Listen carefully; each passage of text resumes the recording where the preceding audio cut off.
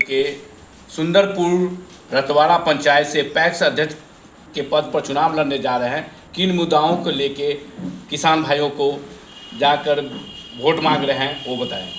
Sir, यहाँ किसान का सबसे बड़ी समस्या है कि धान खरीद नवंबर दिसंबर में होता है, पेमेंट मार्च में होता है और किसान से पहले जो है बिचौलिया का पेमेंट हो जाता है। जो पूर्व अध्यक्ष थे वो किसान नहीं थे, लेकिन उनके खाते पर पहले पैसा, उनके सहयोगी के खाते पर पहले पैसा। मैंने किसान से वादा किया है कि ये सब नहीं होगा। मैं किसान को बिचौलिया के हाथे धान नहीं बेचने दूंगा। अपने पास से भी उनको खेती करने के लिए 50% धान के 50% पैसा मैं उनको दूंगा खेती से पहले, ताकि उनका खेती समय से हो। सरकार जब धान उठाएगी उस समय मैं वो राशि उनके धान से बिक्री से काट लूँगा। यही सब मुद्दा लेकर के मैं किसानों के बीच गया हूँ और किसान जागरूक हैं कि मैं एक बार यहाँ के अध्यक्ष के रूप में चुने जाऊँ।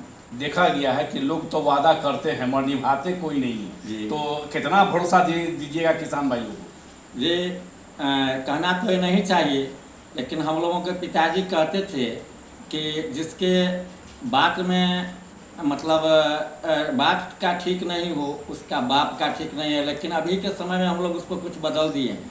लोग कहते हैं कि गड़ी के पहिया और मर्द का बात, जितना गुड़ के उतना बनिया। तो ऐसा बात मेरा वादा नहीं है। मैं क्योंकि आपको बताना चाहूँगा कि सेना से नौकरी छोड़ने के बाद मैं खेती में ही और सामाजिक सेवा में ही लगा हुआ हूँ।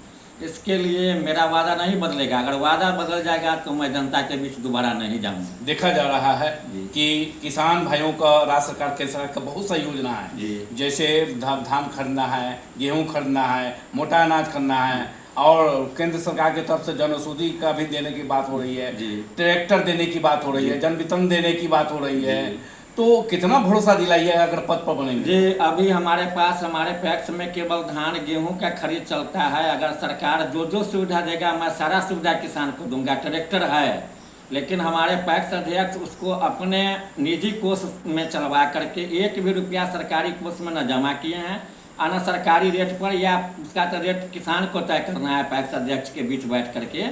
लेकिन ऐसा नहीं करवा करके वो आँख मूंद करके जिस दर से यहाँ प्राइवेट ट्रैक्टर चलता है उस दर से चलवा करके उस ट्रैक्टर से शोषण करके अपना विकास किए हैं, किसान का विकास नहीं। धान तो खरीद लेते हैं, गेहूं नहीं खरीदारी होती है। मेन ये सर गेहूं का एक प्रोसेस जो ये है, इसमें सर पैक्स के रेट से प्राइवेट रेट गेहूं का बेसी रहता है। पैक्स में 2425 रुपया ही सर गेहूं का रेट है और प्राइवेट में 2600-2700 रुपये बिकता है। इसके लिए किसान जो हैं प्राइवेट में गेहूँ बेच लेते हैं, पैक्स में नहीं देते हैं। तो लोगों से क्या अपील करना चाहेंगे किसान भाई से? लोगों से यही अपील, हाथ जोड़ करके अपील करना चाहूँगा कि एक बार मुझे चुन करके भेजें।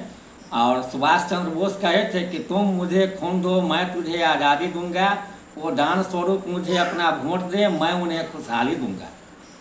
क्या परिचय हो गया? मेरा परिचय हुआ सर कि मैं नवनीत कुमार कौशिक उर्फ मुंटू जी के नाम से जाना जाता हूँ। किस पद के लिए आपने उम्मीदवार किया है? हम अध्यक्ष पद के लिए उम्मीदवार। किस पंचायत से? सुंदरपुर रतवाड़ा पंचायत हुआ सर। बांद्रा? जी, बांद्रा मुजफ्फरपुर।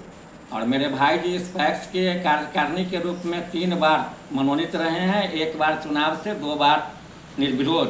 पैक्स गोदाम भी कोई यहाँ के बहुत बड़े जमींदार लोग हैं, हमसे बेसी जमीन वाले लोग हैं, लेकिन किन्हीं व्यक्ति ने आगे बढ़कर पैक्स बनाने के लिए ज़मीन नहीं दिया। मैं किसान के विकास के लिए ही पैक्स गोदाम बनवाया था।